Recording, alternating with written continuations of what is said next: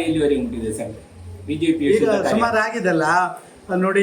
ಯತ್ನಾಳ್ರನ್ನ ಎಲ್ಲ ಗಂಗಾ ಸ್ನಾನಕ್ಕೆ ಕಳಿಸ್ಕೊಟ್ಟಿದ್ದೀವಿ. ಪುತ್ತೂರಿನ ಅದೆಲ್ಲ ನನ್ನ ಲೆವೆಲಿಂದಲ್ಲ, ಅದು ನನಗಿಂತ ಸಣ್ಣ ಲೆವೆಲ್ ನೋಡಿ. ರಾಜ್ಯಕ್ಕೆ ಮುಖ್ಯಮಂತ್ರಿ ಆಗಿದ್ದಾರೆ ನಿಜ, ಆದರೆ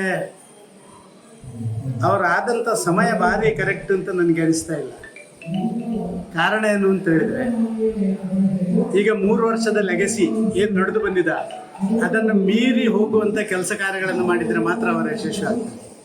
ಈಗ 3 ವರ್ಷದ ಆಡಳಿತದಲ್ಲಿ ಅದು ಭ್ರಷ್ಟಾಚಾರ ಇರ್ಬೋದು, ಅದು ಸ್ವಜನ ಪಕ್ಷಪಾತಗಳಿರ್ಬೋದು, ಗುಂಪುಗಾರಿಕೆಗಳಿರ್ಬೋದು, ಅಭಿವೃದ್ಧಿ ಕುಂಠಿತವಾದಂಥ ವ್ಯವಸ್ಥೆಗಳಿರ್ಬೋದು, ಇದೆಲ್ಲವನ್ನು ನಾವು ಕಂಡಿದ್ದೇವೆ.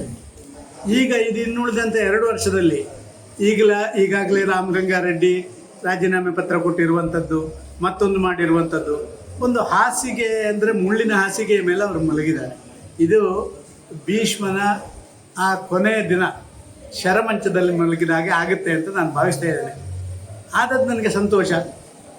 ಒಂದು ಒಕ್ಕಲಿಗ ಸಮುದಾಯದವ ಮುಖ್ಯಮಂತ್ರಿ ಆಗಿರುವಂಥದ್ದು ಮತ್ತು ಭಾರಿ ಸಮಯದಿಂದ ಅದಕ್ಕೆ ಪ್ರಯತ್ನ ಪಟ್ಟಿರುವಂಥದ್ದು, ಒಬ್ಬ ಛಲದಂಕ ಮಲ್ಲ ಆಗಿ ಅವರು ಅದನ್ನು ಯಶಸ್ವಿಯಾಗಿರುವಂಥದ್ದು, ಇದರೆಲ್ಲದರ ಬಗ್ಗೆ ನಮಗೆ ಗೌರವ ಇಲ್ಲ ಅಂತಿಲ್ಲ. ಅದರ ರಾಜಕಾರಣದಲ್ಲಿ ಅವರು ಏನು ತಿಳ್ಕೊಂಡಿದ್ದಾರ ಅದನ್ನು ಯಶಸ್ವಿಯಾಗಿ ಪೂರೈಸಲಿಕ್ಕೆ ಈಗಿನ ದಿನಗಳಲ್ಲಿ ಅಸಾಧ್ಯ ಅಂತ ಹೇಳುವಂಥದ್ದು ಕಳೆದ 2-3 ದಿನ ನಡೆದಂಥ ರಾಜಕೀಯ ವಿದ್ಯಮಾನದಿಂದ ಗೊತ್ತಾಗ್ತಿದೆ. ನಾನು ಬಾರಿ ಹಿಂದೆ ಡಿಕ್ಲೇರ್ ಮಾಡಿದ್ದೇನೆ, ಯಾವುದು ಚುನಾವಣಾ ರಾಜಕಾರಣಕ್ಕೆ ನಾನು ಸ್ಪರ್ಧೆ ಅಲ್ಲ, ಯಾವುದೇ ಚುನಾವಣೆಗೆ ಸ್ಪರ್ಧೆ ಮಾಡೋದಿಲ್ಲ.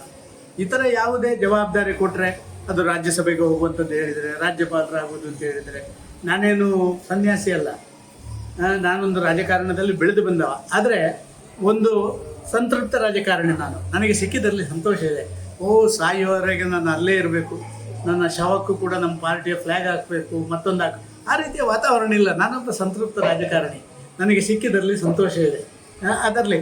ಆದರೆ ರಾಜ್ಯ ಸಭೆಗೆ ಈಗಿರುವಂಥ ಚುನಾವಣಾ ಸಂದರ್ಭದಲ್ಲಿ ಒಂದು ಅಪೇಕ್ಷಿತನ ಅಂತ ಬೇರೆಯವರು ಕೇಳಿದಾಗ, ಹೌದು ಅಪೇಕ್ಷಿತ ಹೌದು. ಆದರೆ ಅದಕ್ಕೆ ಬೇಕಾಗಿ ಎಲ್ಲೋ ಹೋಗಿ ಲಾಬಿ ಮಾಡುವಂಥದ್ದು, ಅದಕ್ಕೆ ಬೇಕಾಗಿ ಎಲ್ಲೋ ದೊಡ್ಡವರ ಹಿಂದೆ ತಿರುಗುವಂಥದ್ದು, ಇದನ್ನೆಲ್ಲ ನಾನು ಮಾಡಲ್ಲ. ನಾನು ಹೇಳಿಬಿಟ್ಟಿದ್ದೀನಿ, ಹೌದು ಕೇಂದ್ರದವರಿಗೆ ನಾನು ಇವತ್ತಿನ ಪರಿಸ್ಥಿತಿಯಲ್ಲಿ ಭಾರತೀಯ ಜನತಾ ಪಾರ್ಟಿಯಿಂದ ಒಬ್ಬ ಒಳ್ಳೆಯ ಅಭ್ಯರ್ಥಿ ಅಂತ ಅವರಿಗೆ ಅನಿಸಿದರೆ ಕೊಡಲಿ. ಮೊನ್ನೆ ಕೋರ್ ಕಮಿಟಿ ಮೀಟಿಂಗ್ ಆಯಿತು, 13 ಜನ ಕೂಡ ಬೇರೆ ಹೆಸರೇ ಹೇಳಿಲ್ಲ, ಒಂದೇ ಹೆಸರು ಹೇಳಿರೋದು, ಸದಾನಂದ ಗೌಡ್ರೆ ಆಗಬೇಕು ಅಂತೇಳಿ. ಆದರೆ ಸೆಂಟ್ರಲ್ ಪಾರ್ಲಿಮೆಂಟ್ರಿ ಬೋರ್ಡ್ ಅದರ ಅಲ್ಟಿಮೇಟ್ ಡಿಸಿಷನ್ ತಗೊಳ್ಳುವಂಥದ್ದು ಈಗ NDA ಮತ್ತೊಂದಲ್ಲಿ ಇರುವ ಕಾರಣ ಆ ತೀರ್ಮಾನಗಳನ್ನು ನಮ್ಮ ರಾಷ್ಟ್ರೀಯ ನಾಯಕರು ತಗೊಳ್ಬೇಕಾಗುತ್ತೆ. ಸರ್, ಈಗ ಬಿಜೆಪಿಯಲ್ಲಿ ಕೂಡ ರಾಜ್ಯ ಅಧ್ಯಕ್ಷರದ್ದು ಬದಲಾವಣೆ ಆಗ್ತದೆ ಇದೆ ಅನ್ನುವಂಥ ಮಾಹಿತಿ ಇದೆ. ನಮ್ಮಲ್ಲಿ ಮೊನ್ನೆ ಇಬ್ಬರು ಬಂದಿದ್ದರು, ನಮ್ಮ ರಾಷ್ಟ್ರೀಯ ಸಹ ಸಂಘಟನಾ ಕಾರ್ಯದರ್ಶಿ ಮತ್ತು ನಮ್ಮ ರಾಷ್ಟ್ರೀಯ ಉಪಾಧ್ಯಕ್ಷರು ಇಬ್ಬರು ಬಂದಿದ್ದರು. ಎಲ್ಲ ರಾಜ್ಯದ ವಿದ್ಯಮಾನಗಳನ್ನು ಕೇಳಿಕೊಂಡು ಹೋಗಿದ್ದಾರೆ.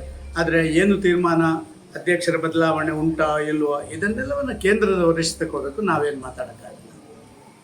ಶುದ್ಧ ಕಾರ್ಯ ಎಲ್ಲಿವರೆಗೆ ಮುಟ್ಟಿದೆ ಸರ್ ಬಿಜೆಪಿ? ಈಗ ಸುಮಾರು ಆಗಿದೆಲ್ಲ ನೋಡಿ. ಯತ್ನಾಳ್ರನ್ನ ಎಲ್ಲ ಗಂಗಾ ಸ್ನಾನಕ್ಕೆ ಕಳಿಸ್ಕೊಟ್ಟಿದ್ದೀವಿ. ನಿಮ್ಮ ಇವರನ್ನು ಸೋಮಶೇಖರನ್ನ ಹೋಗಿ ನಿಮ್ಮ ದಾರಿ ನೀವು ನೋಡಿ ಅಂತ ಹೇಳಿದ್ದೀವಿ. ಶಿವರಾಮ ಹೆಬ್ಬಾರರನ್ನ, ಹೀಗೆ ಶುದ್ಧೀಕರಣ ನಡೀತಾನೇ ಇರ್ತದೆ. ಒಂದು ರಾಜಕಾರಣದಲ್ಲಿ ಎಲ್ಲವೂ ಶುದ್ಧಿಯಾದಂಥ ರಾಜಕೀಯ ಅಂತ ಯಾರಿಗೆ ಹೇಳಲಿಕ್ಕೆ ಆಗೋದಿಲ್ಲ. ಆದರೆ ಶುದ್ಧೀಕರಣ ಮಾಡುವಂಥ ಪ್ರಯತ್ನದಲ್ಲಿ ಸದಾನಂದ ಗೌಡ ಯಶಸ್ವಿಯಾಗಿದ್ದಾನೆ ಅಂತ ಹೇಳುವಂಥದ್ದು ನಾನು ಇಡೀ ರಾಜ್ಯದ ಜನರಿಗೆ ಹೇಳಬಲ್ಲೆ. ಅದು ಪುತ್ತೂರಲ್ಲಿ ಆಗಲಿಲ್ವಾ? ಪುತ್ತೂರಿಗೆ ಸಂಬಂಧಪಟ್ಟಂತೆ ಅದು ಪುತ್ತೂರಿನ ಅದೆಲ್ಲ ನನ್ನ ಲೆವೆಲಿಂದಲ್ಲ, ಅದು ನನಗಿಂತ ಸಣ್ಣ ಲೆವೆಲ್. ನಾನು ರಾಜ್ಯದ ಮುಖ್ಯಮಂತ್ರಿಯಾಗಿ, ರಾಜ್ಯದ ಅಧ್ಯಕ್ಷ ಆಗಿ, ಕೇಂದ್ರದ ಸಚಿವನಾಗಿ ಎಲ್ಲವನ್ನು ಮಾಡಿದವನು ನಾನು. ಇನ್ನು ಈ ಕೆಳಗಿಂದಕ್ಕೆಲ್ಲ ನಾವು ಬರಲಿಕ್ಕೆ. ನಿಖರ ಸುದ್ದಿ, ಸದಭಿರುಚಿಯ ಕಾರ್ಯಕ್ರಮ.